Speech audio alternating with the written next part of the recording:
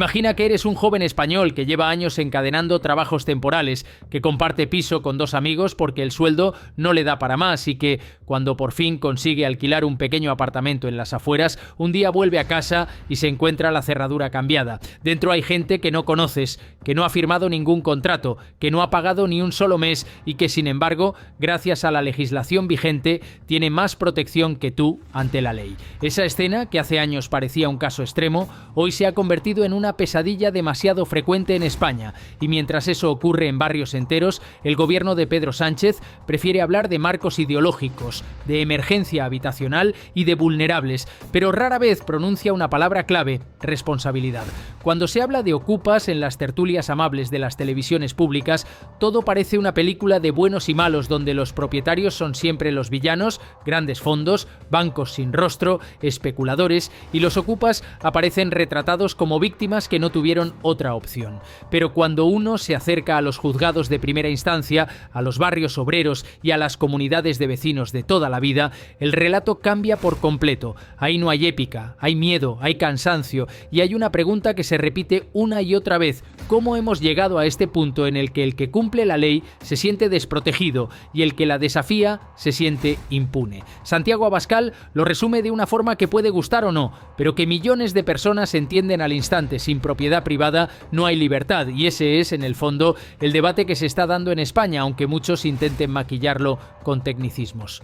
Porque la llamada ley de vivienda, impulsada por el bloque de izquierdas, no ha venido a resolver el problema de acceso a una casa, sino a cambiar la relación entre ciudadanos y Estado, entre esfuerzo y derecho, entre lo que es tuyo porque lo has trabajado y lo que otros creen que pueden ocupar porque lo necesitan más. El discurso oficial del gobierno es que esta ley protege a los vulnerables, que defiende a las familias que no pueden pagar un alquiler abusivo, que evita que un gran propietario deje vacío un edificio entero mientras la gente duerme en la calle. Suena bien. Sobre el papel, casi nadie estaría en contra de que se ayude a quien realmente lo necesita. Pero la realidad cotidiana demuestra algo distinto: que las mafias han aprovechado ese marco legal para convertir la ocupación en un negocio, y que cada reforma blanda, cada requisito añadido para desalojar, cada nueva traba procesal ha sido recibida como una invitación abierta para seguir avanzando sobre el terreno. Abascal lo dice sin rodeos, mientras la izquierda ha convertido a los ocupas en una categoría casi romántica. El español de a pie descubre que su casa, su inversión de toda una vida, su herencia, vale menos que un relato ideológico. Y esto no es una teoría abstracta, son historias muy concretas. Jubilados que alquilaron una segunda vivienda para complementar una pensión ridícula y que llevan año y medio sin poder recuperar su propiedad, mientras los ocupas tiran los tabiques y subarrendan habitaciones. Pequeños propietarios que heredan un piso familiar y que, al ir a reformarlo, se lo encuentran tomado por desconocidos que además se permiten amenazarles desde la ventana. Comunidades que pagan agua y luz de viviendas ocupadas porque las compañías no cortan el suministro por miedo a campañas mediáticas. La izquierda responde que esos son casos anecdóticos, que la mayoría de las ocupaciones se producen en viviendas vacías de bancos y fondos. Pero, aunque ese argumento fuera cierto, habría que hacerse una pregunta incómoda: ¿desde cuándo el hecho de que el propietario sea una entidad financiera justifica que la ley mire hacia otro lado? Porque si hoy normalizamos que una propiedad privada puede ser tomada por la fuerza, siempre que el dueño sea impopular, mañana el criterio puede cambiar. Hoy es el banco, mañana será el pequeño empresario, pasado puede ser tu propia casa. La línea que se cruza con facilidad cuando se hace en nombre de la justicia social, luego cuesta décadas volver a fijarla. Para Vox, el punto de partida es claro: la ley debe estar del lado del que cumple, no del que viola. Eso implica procedimientos de desalojo rápido, plazos muy cortos para que un juez pueda devolver la posesión al dueño legítimo y penas efectivas para las mafias de la ocupación que se lucran vendiendo llaves de pisos ajenos. Pero sobre todo implica un giro cultural profundo: dejar de tratar al propietario como sospechoso permanente. En España se ha instalado la idea de que el que tiene una segunda vivienda es poco menos que un privilegiado sin escrúpulos. Abascal insiste en recordar que en la mayoría de los casos esa segunda vivienda es el fruto de muchos años de esfuerzo, ahorros, renuncias, y que demonizar al que ha conseguido algo solo porque otros no lo han hecho no es justicia social, es resentimiento elevado a política pública. El gobierno de Sánchez, con el apoyo de sus socios, ha preferido construir un sistema donde el propietario tiene que demostrar casi su inocencia para actuar. Cláusulas, informes de vulnerabilidad, mediaciones obligatorias, plazos que se alargan. Todo ello se traduce en meses y meses en los que la persona que ha sido despojada de su casa sigue pagando hipoteca, comunidad, impuestos, mientras el ocupa permanece en el inmueble con un manual perfecto de excusas legales aprendido. Y cuando se le pregunta a los ministros del área por casos concretos, responden con porcentajes, con gráficos, con un discurso en el que no hay nombres ni apellidos, solo colectivos. En cambio, Abascal coloca nombres, barrios y caras. Habla del pequeño autónomo que, tras cerrar su negocio en pandemia, decidió alquilar el local para sobrevivir y acabó atrapado en un proceso interminable porque los nuevos inquilinos decidieron dejar de pagar.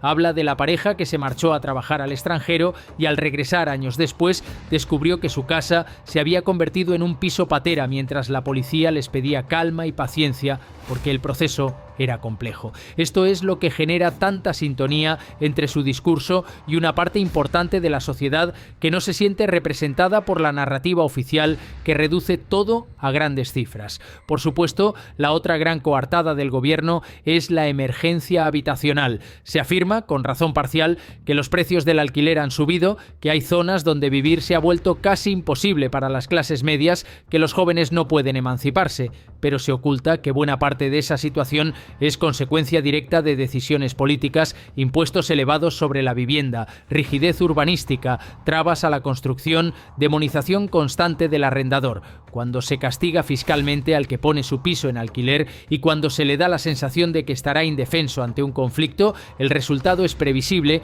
Muchos prefieren dejar la vivienda vacía o venderla antes que arriesgarse. Ahí es donde Abascal plantea un modelo completamente distinto: seguridad jurídica total para el propietario, incentivos claros para sacar vivienda al mercado, mano dura contra las mafias de la ocupación y tolerancia cero con quien entra en una casa que no es suya. Y al mismo tiempo, ayudas focalizadas a quien lo necesita, pero sin convertir esa necesidad en una patente de corso para saltarse la ley.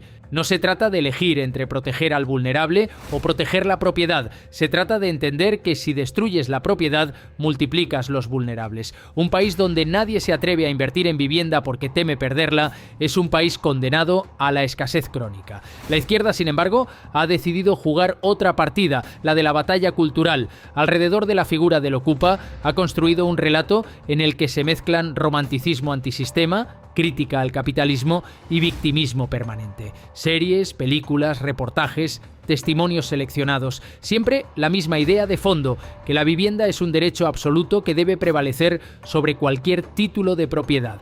Y eso, que suena bien en un eslogan, es devastador cuando se convierte en criterio jurídico, porque todo derecho necesita un marco, unas reglas, unos límites, y ningún derecho puede sostenerse si se basa en vulnerar el de otro. Hay algo más profundo que Abascal señala constantemente: la doble vara de medir.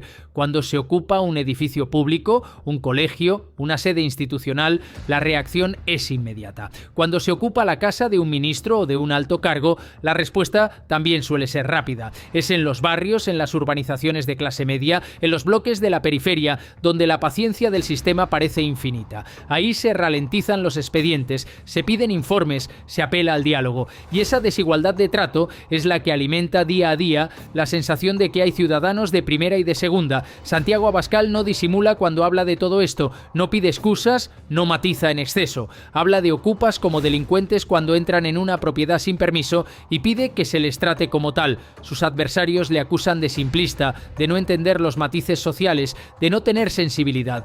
Pero la pregunta que muchos se hacen es otra: ¿de qué sirve tanta sensibilidad si al final los únicos que duermen tranquilos son los que han aprendido a jugar con la ley? Porque la verdadera empatía no consiste en justificarlo todo en nombre de la necesidad, sino en proteger también al que ha hecho las cosas bien y ve cómo su esfuerzo se convierte en papel mojado. En los últimos años, además, ha surgido un fenómeno que desnuda toda la hipocresía del sistema: las ocupaciones vinculadas a mafias que actúan con total descaro. Se meten en pisos vacíos, los llenan de colchones, se conectan a la luz de forma ilegal, amenazan a los vecinos, y cuando alguien se atreve a denunciar, la respuesta institucional suele ser la misma: habrá que estudiar el caso. Mientras tanto, en las redes sociales se multiplican los vídeos de ocupas que se burlan de la ley, que explican cómo aprovechar los resquicios, que presumen de vivir gratis mientras el propietario acumula facturas. Es difícil pedir sentido de Estado cuando un país entero ve esas escenas día tras día. Abascal, apoyado por Vox, plantea una solución radical pero clara: desalojo en 24 horas para cualquier ocupación sin título, sin necesidad de procesos eternos, sin que el propietario tenga que demostrar que es buena persona. Y por supuesto, un endurecimiento importante de las penas para quienes se dedican profesionalmente a ocupar viviendas y a vender llaves de pisos ajenos. Sus detractores gritan autoritarismo, represión, criminalización de la pobreza. Pero el debate real no es ese. El debate real es si un Estado que no protege la propiedad puede seguir llamándose Estado de Derecho. La otra cara de esta moneda es el efecto que toda esta situación tiene sobre el mercado del alquiler.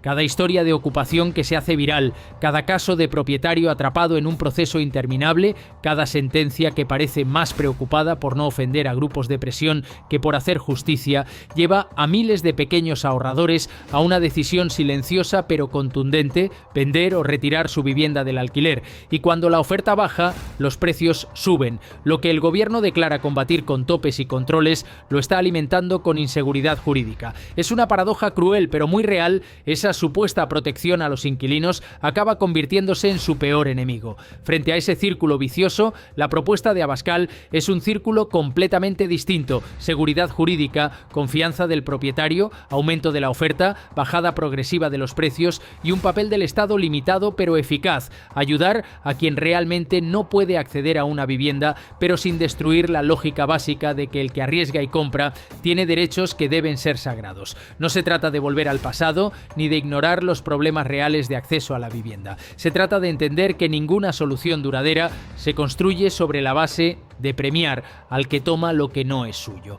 Hay otro elemento que suele pasar desapercibido en este debate y que Abascal subraya con frecuencia: el impacto en la convivencia. Las comunidades de vecinos se han convertido en muchos casos en trincheras. Gente que no se atrevía a levantar la voz ahora vive pendiente de ruidos, de movimientos extraños, de puertas forzadas. Los presidentes de comunidad se ven obligados a enfrentarse a situaciones que les superan, entre denuncias, visitas de la policía y noches sin dormir. La vida cotidiana, esa que debería ser tranquila, se llena de ansiedad. Y todo porque alguien decidió que la palabra ocupa merecía un aura de romanticismo en lugar de asumir lo que significa entrar donde no se te ha invitado. En medio de todo esto, el gobierno de Sánchez insiste en presentar la ley de vivienda como un logro histórico, un avance progresista, una bandera de la nueva izquierda. Se felicitan, se hacen fotos, hablan de blindar el derecho a la vivienda, pero rara vez se acercan a las puertas de esos edificios donde la gente se juega la cara intentando recuperar lo que es suyo. No pisan los pasillos donde la luz del descansillo no se arregla porque nadie quiere entrar solo. No escuchan a ese pequeño propietario que se ha quedado con una deuda y sin casa porque la justicia llegó tarde. Es desde esa distancia desde donde se toman muchas decisiones, desde los despachos donde la palabra ocupa es un concepto y no una amenaza concreta. Santiago Abascal ha decidido ocupar el lugar contrario, el del político que se posiciona sin ambigüedades al lado del propietario, aunque eso le cueste críticas feroces en los platos. Defiende una idea sencilla y a la vez revolucionaria en la España actual: que la casa de cada uno es su fortaleza y que el Estado debe estar al lado de quien ve esa fortaleza vulnerada, no del que la toma por la fuerza. Es una batalla que no se libra solo en el Congreso, se libra sobre todo en la opinión pública, y ahí es donde la izquierda teme que su relato empiece a resquebrajarse, porque cuando la gente ve que la teoría choca frontalmente con su experiencia diaria, el encanto de las grandes palabras se desvanece. Al final, la cuestión no es ideológica, aunque algunos se empeñen en presentarla así. La cuestión es tan simple como decidir de qué lado estás cuando alguien ocupa una casa que no es suya. Puedes inventar matices, puedes citar estudios, puedes apelar a 1000 factores externos, pero hay un momento en el que solo quedan dos figuras: el que ha trabajado para tener algo y el que decide tomarlo sin permiso. Y ahí es donde el discurso de Abascal conecta con una intuición básica de justicia que no entiende de siglas ni de himnos: la idea de que nadie debería vivir con miedo a perder su casa porque otros han decidido que la necesitan más. Esa es, en definitiva, la gran grieta que que se abre hoy en España entre dos modelos de país. Uno en el que la propiedad privada, la ley y el esfuerzo personal siguen siendo pilares fundamentales, y otro en el que esos pilares se tambalean en nombre de una supuesta justicia social que acaba favoreciendo sobre todo a los que mejor manejan las grietas del sistema. Abascal ha elegido claramente su lado, y miles de españoles, cada vez que escuchan una nueva historia de ocupación protegida por leyes blandas y discursos bien intencionados, sienten que su lado es el mismo, porque pueden estar de acuerdo o no con muchas cosas,